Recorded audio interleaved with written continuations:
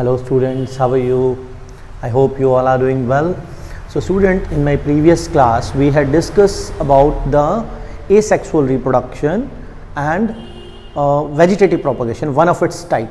Okay, now let us continue to the next methods of asexual reproduction or types of asexual reproduction. There is the one process that is called budding, and another is fragmentation, and at last that we will study, that is spore formation. Okay, so total कितने 4 methods, 4 types हैं asexual reproduction के आपके syllabus में. Number 1 जो हमने previous class में study किया था वो क्या था, वेजिटेटिव प्रोपगेशन. अभी क्या स्टडी कर रहे हैं, बडिंग, और उसके बाद क्या स्टडी करेंगे, fragmentation, and at last we will study about spore formation. Okay student, one important thing, ये जो चारों टाइप ऑफ एसेक्सुअल रिप्रोडक्शन है, इन चारों में जितने भी डायग्राम्स हैं ट्राई कीजिए कि उनकी नोमेनक्लेचर और वो डायग्राम आप अच्छे से प्रैक्टिस कीजिए. ठीक है, ये आगे चल के काम आते हैं. So let us start. First of all budding. ये बडिंग क्या चीज़ है? बडिंग को यहाँ पे जो हम एक एग्जाम्पल के साथ समझते हैं. एग्जाम्पल क्या है, एक सिंगल सेल ऑर्गेनिज्म है दैट इज कॉल्ड यीस्ट. क्या बोलते हैं इसको, यीस्ट, जो केक वेक बनाने में हमारे पास काम आता है ना, ये वो है. ठीक है, यीस्ट की एक आपकी बुक में एक एक्टिविटी दी हुई है, हमें एक स्लाइड बनानी है. उस स्लाइड को फिर माइक्रोस्कोप के नीचे जब हम चेक करते हैं, then what we found. Slide क्या होता है कि जब किसी भी माइक्रोस्कोपिक ऑर्गेनिज्म को अगर हमें माइक्रोस्कोप से देखना है तो हमें एक कांच का छोटा सा पीस होता है, उसको स्लाइड बोलते हैं. उसके ऊपर इसका हमें एक जो भी ऑर्गेनिज्म हमें चेक करना है उसका एक प्रॉपर एक प्रोसीजर होता है, उसके अकॉर्डिंग उसके ऊपर एक रेडी किया जाता है एक स्लाइड को, इस जो भी हमें ऑर्गेनिज्म चेक करना है उसको. ठीक है, एंड फिर देन आफ्टर वो जो कांच का पीस है जिसके ऊपर हमने स्लाइड प्रिपेयर किया है उसको हम माइक्रोस्कोप के नीचे रख के और माइक्रोस्कोप की हेल्प से उसकी स्ट्रक्चर को चेक करते हैं. ठीक है, सो फर्स्ट ऑफ ऑल होता क्या है, ये जो एसेक्सुअल रिप्रोडक्शन टाइप है जो बडिंग, इसमें क्या होता है, जैसे ये यीस्ट है. ठीक है, ये यीस्ट की पूरी आउटर बॉडी है, यहाँ पे ये सेंटर में इसका न्यूक्लियस है. इसमें क्या होता है, जब इसमें रिप्रोडक्शन स्टार्ट होता है इन द फेवरेबल कंडीशंस, वहाँ पर ये न्यूक्लियस जो है ये 2 में डिवाइड होना शुरू होता है. एंड ये जो यीस्ट है इसकी बॉडी में आउटर साइड पे एक छोटा सा आउटग्रोथ डेवलप होता है. ठीक है, and that outgrowth is called bud. क्या बोलते हैं इसको, BUD, बड. ठीक है, ये जो बड है जब आगे फर्दर और डेवलप होता है तो ये जो न्यूक्लियस इसके अंदर जो एक पहले एक था ये 2 में डिवाइड होना स्टार्ट हो गया था, यहाँ पे टोटली देखिए सेपरेट हो गया, एक नया न्यूक्लियस बन गया एंड एक कंप्लीट जो है नया बड बन गया. एंड धीरे धीरे ये इससे डिटैच हो जाएगा. डिटैच मीन यहाँ पर ये इससे अलग हो जाएगा. ओके, एंड एक नया यीस्ट सेल बन गया. ठीक है, ये जो प्रोसेस है ये बहुत ही थोड़े टाइम में होता है, very small amount of time, in minutes कह सकते हो या हार्डली 1 आवर. इसके अंदर ही बहुत सारे मल्टीपल्स डेवलप हो जाते हैं यीस्ट. ठीक है, ये एक ऑर्गेनिज्म है, सिंगल सेल्ड ऑर्गेनिज्म है. एंड समटाइम कुछ ऐसा भी होता है कि एक बर्ड के ऊपर दूसरा, दूसरे के ऊपर तीसरा, इस तरीके से भी डेवलपमेंट हो जाती है. इसको हम कहते हैं चेन ऑफ बर्ड्स. ठीक है, सो क्या हो रहा था, यीस्ट था, उसके ऊपर एक बर्ड बना, डेवलपिंग बर्ड है ये, एंड बाद में ये कंप्लीट हो जाता है और इस मेन बॉडी से, पैरेंट सेल से डिटैच हो जाता है और एक नया ऑर्गेनिज्म बन जाता है.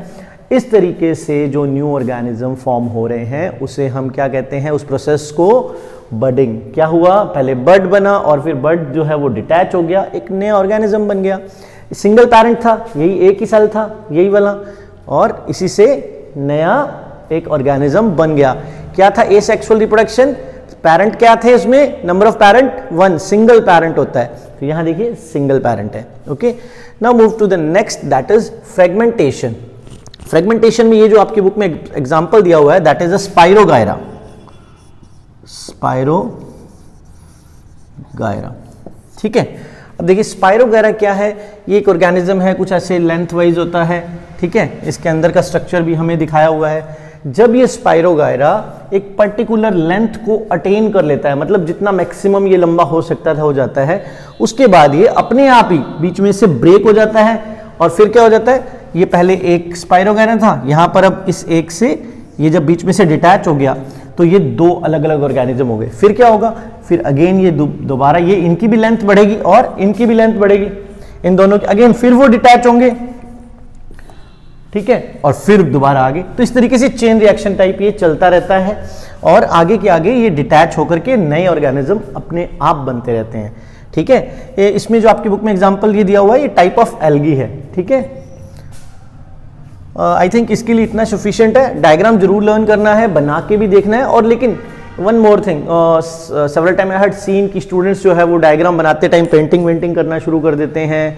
आप अपनी नोटबुक में जितना मर्जी सजा के बनाइए, no issue, but first of all you have to practice to draw these diagram in hardly 1 or 2 minute, ठीक है। इतना जब आपका स्पीड आ जाए उसके बाद में आप जो मर्जी इसकी डेकोरेशन कीजिए, बिकॉज एग्जाम में एक क्वेश्चन के लिए हमारे पास हार्डली 6 to 7 मिनट्स होते हैं और उसमें अगर हम 10 मिनट का एक डायग्राम ही बनाएंगे तो फिर you can understand about your time management.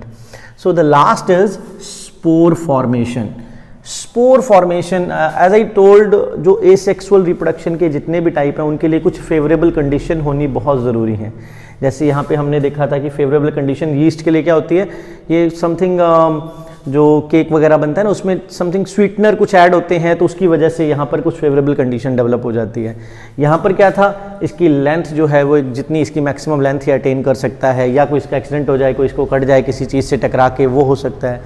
Similarly यहाँ पर जब हम स्पोर फॉर्मेशन की बात करते हैं, ये स्पोर फॉर्मेशन सबसे पहले होता किसमें, फंगस, ठीक है। हमने शायद हमारे साइंस के एक जो इनिशियल चैप्टर है, सेकंड चैप्टर या थर्ड, उसमें फंजाई के बारे में हमने स्टडी किया था कि जो ब्रेड होता है उसके अगर ब्रेड को अगर कहीं मॉइस्ट ब्रेड को अगर कहीं रख देते हैं तो उसके ऊपर एक वाइट लेयर दिखनी शुरू हो जाती है, फंगस, ठीक है।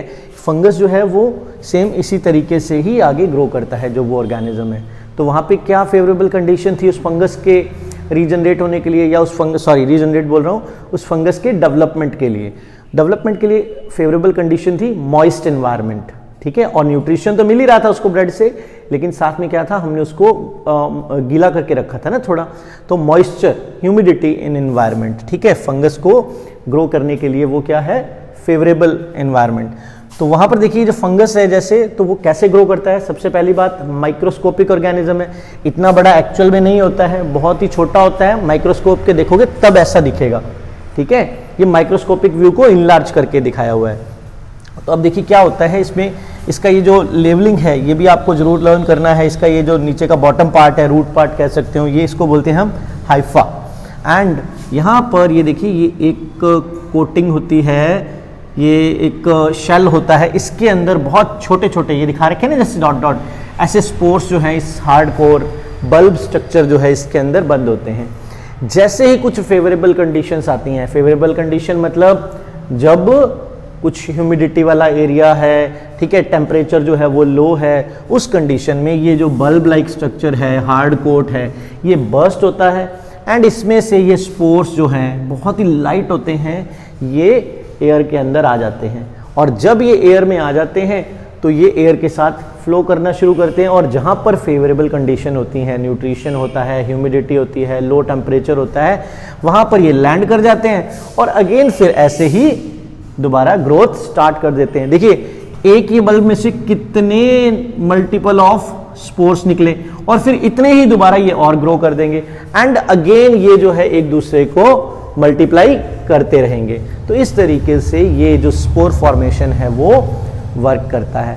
आपको अपनी बुक में से ये तीनों को रीड करना है, इनकी डायग्राम की प्रैक्टिस करनी है और इंपॉर्टेंट टर्म्स को अंडरलाइन करना है। Okay, thank you. आज इस वीडियो में इतना ही। नेक्स्ट वीडियो जो हम बनाएंगे वो सेक्सुअल रिप्रोडक्शन की बनाएंगे, उस वीडियो में ये चैप्टर कंप्लीट हो जाएगा।